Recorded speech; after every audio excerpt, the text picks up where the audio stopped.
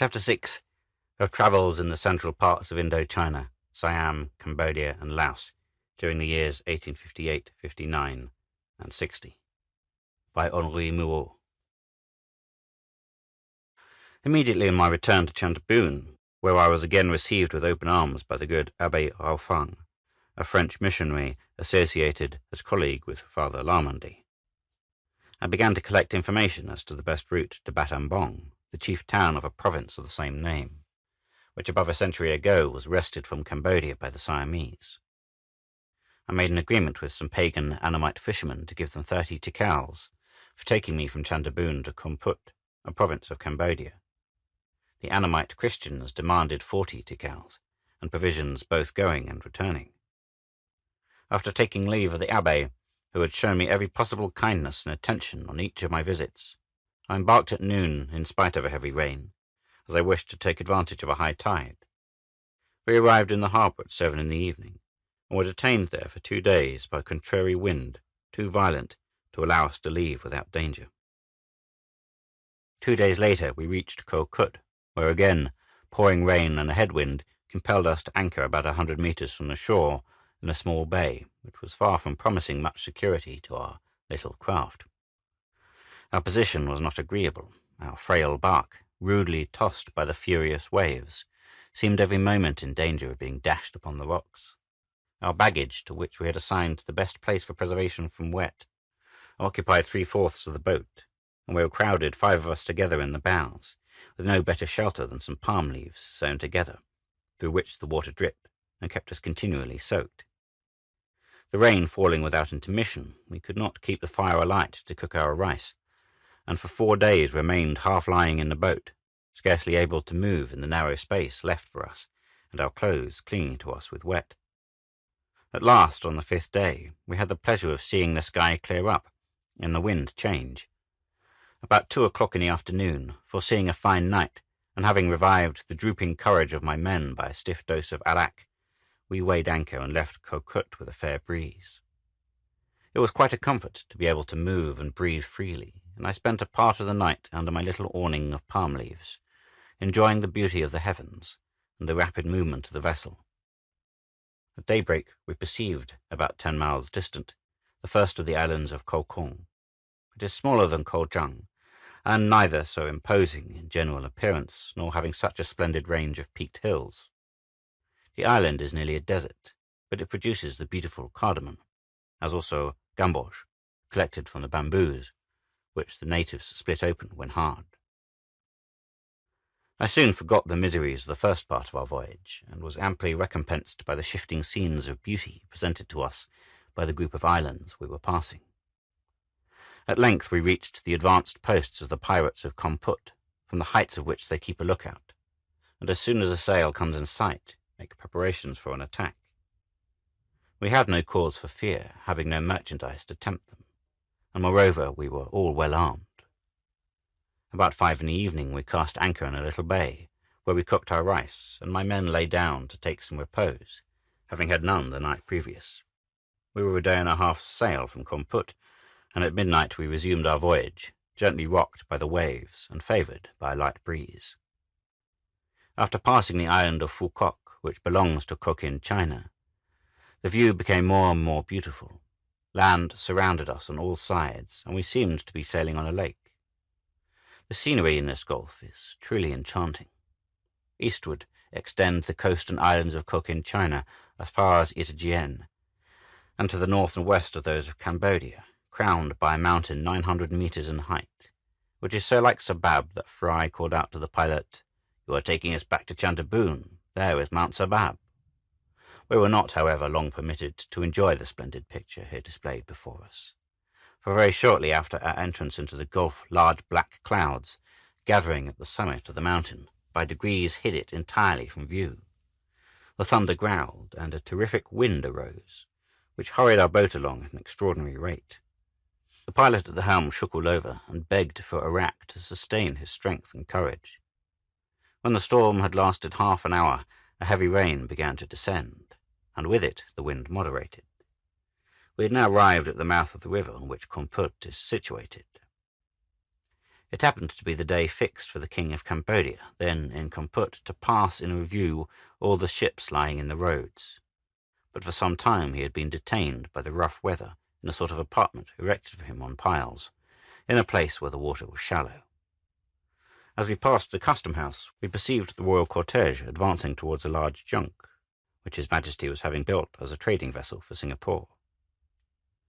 The river leading to Komput is about 300 meters in width, but rising in the neighboring mountains, its course is but very limited.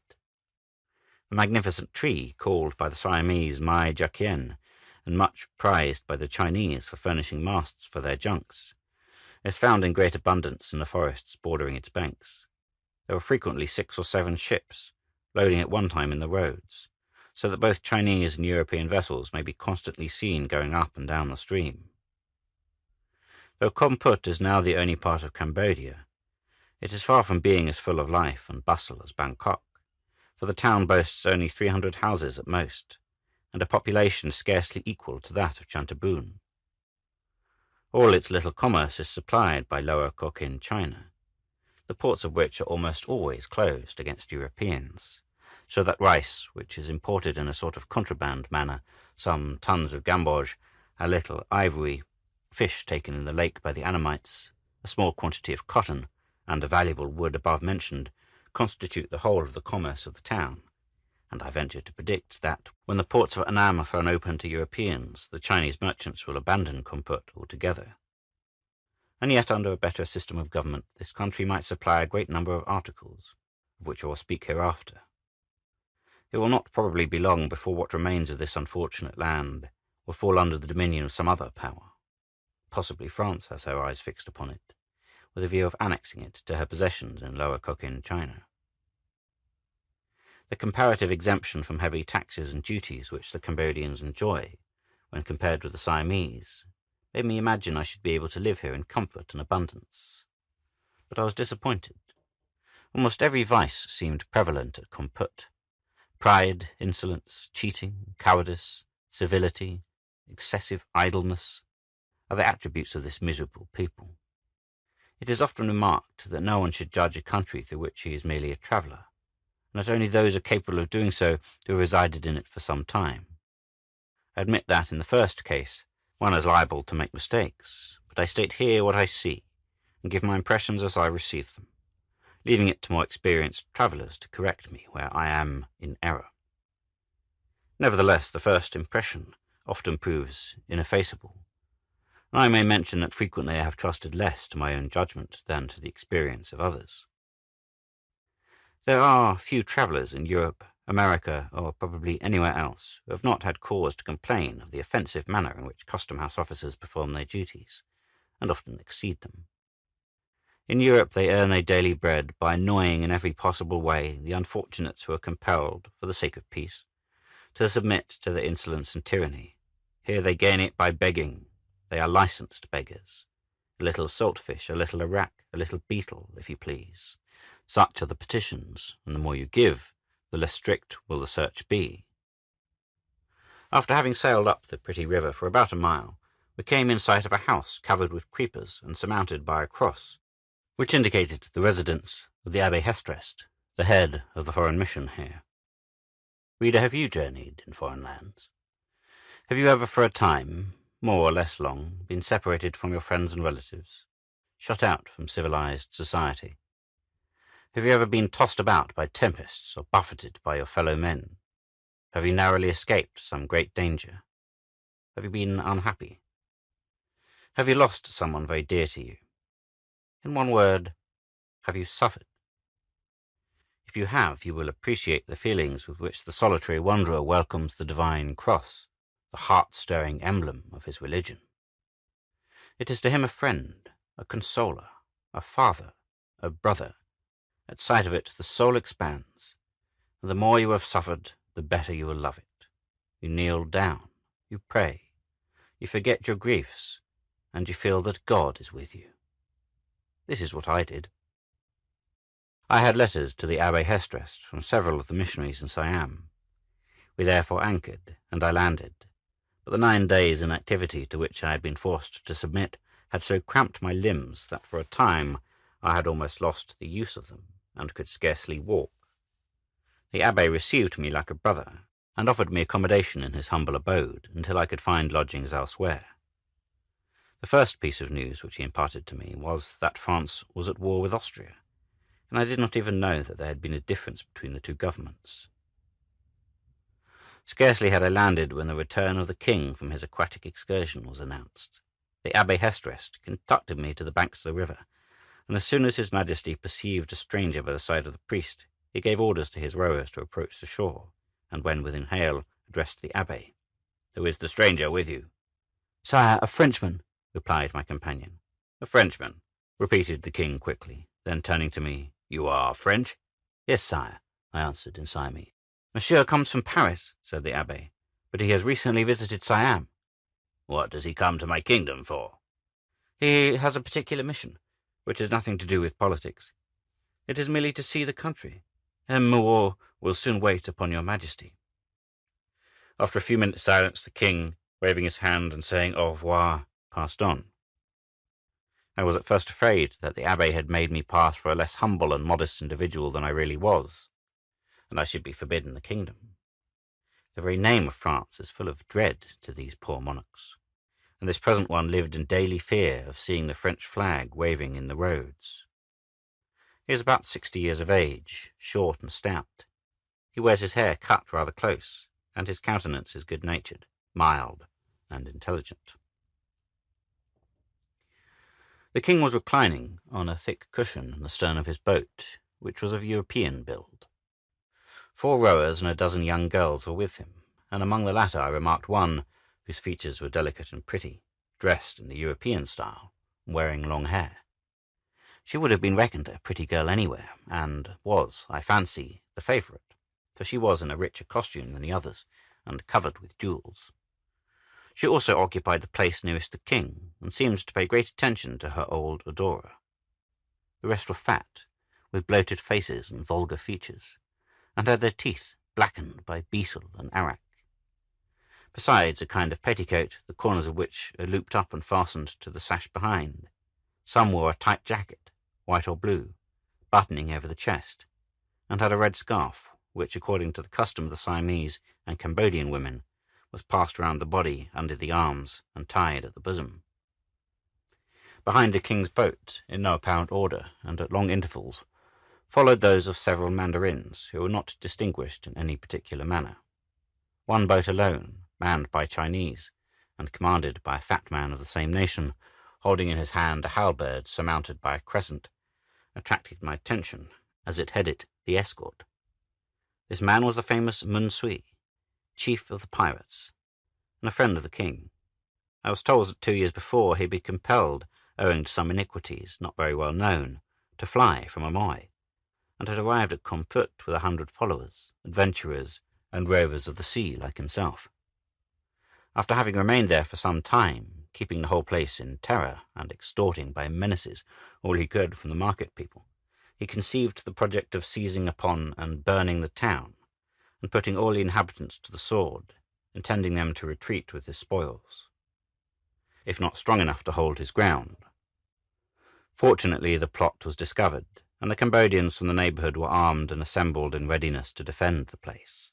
Moon, not liking the aspect of affairs, embarked with his band and his junk, and fell suddenly on Itatais. The market was sacked in a minute, but the inhabitants, recovering from their surprise, repulsed the pirates and drove them back to their vessel, with the loss of several men.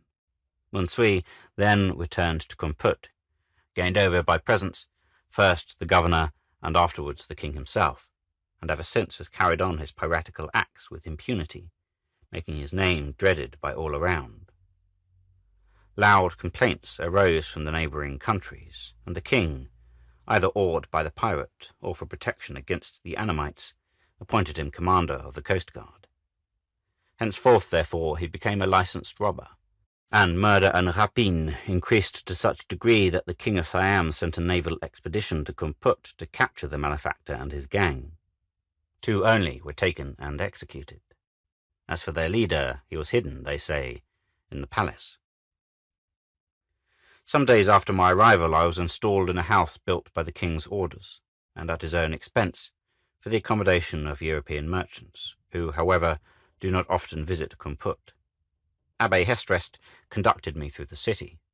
The marketplace, occupied chiefly by the Chinese, is covered by a number of thatched huts built of bamboo, in which are exhibited for sale glass, china, hatchets, knives, Chinese parasols, and other articles of merchandise, native and foreign.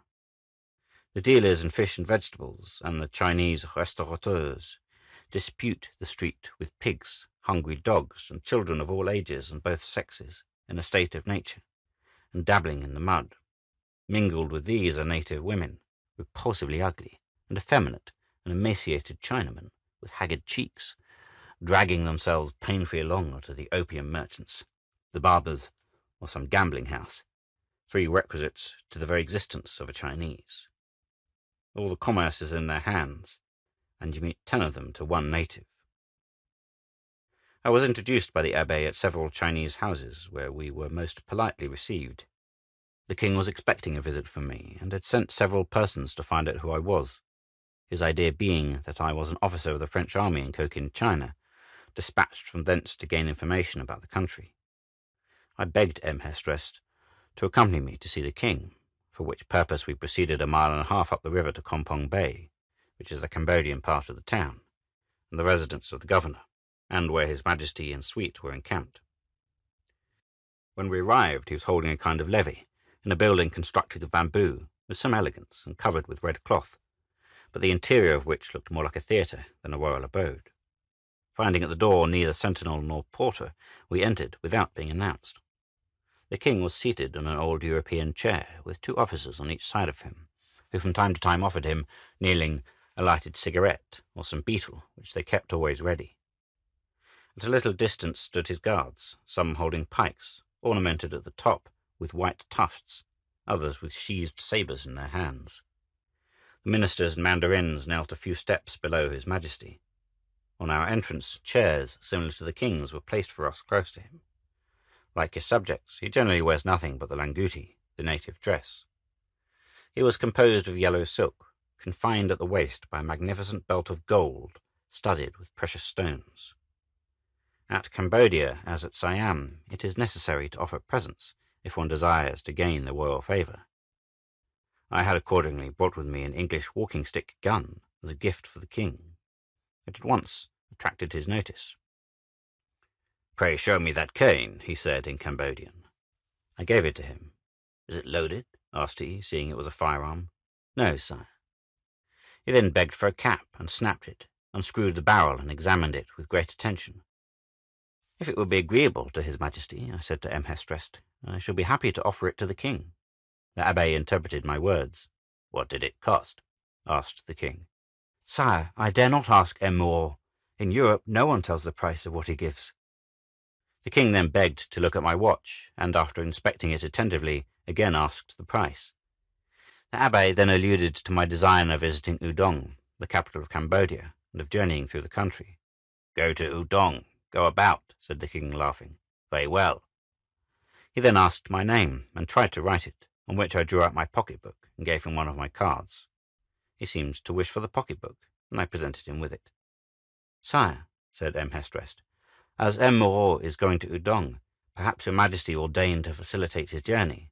"Willingly. How many carriages do you want?" "3 will be sufficient, sire." "And for what day?" "The day after tomorrow, sire." "Take a note of that and give orders about it," said the king to his secretary. He then rose and, shaking hands with us, retired. We returned to our hotel. I say hotel, for it is the only lodging for strangers.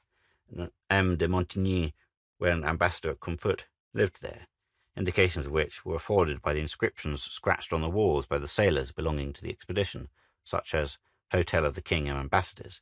Here is lodging for man, horse, and elephant gratis pro deo. Good beds, sofas, and dining tables on the floor. Sea-water bathing in the river. Good table in the market. Good wine at Singapore. Nothing for the servants. End of chapter 6.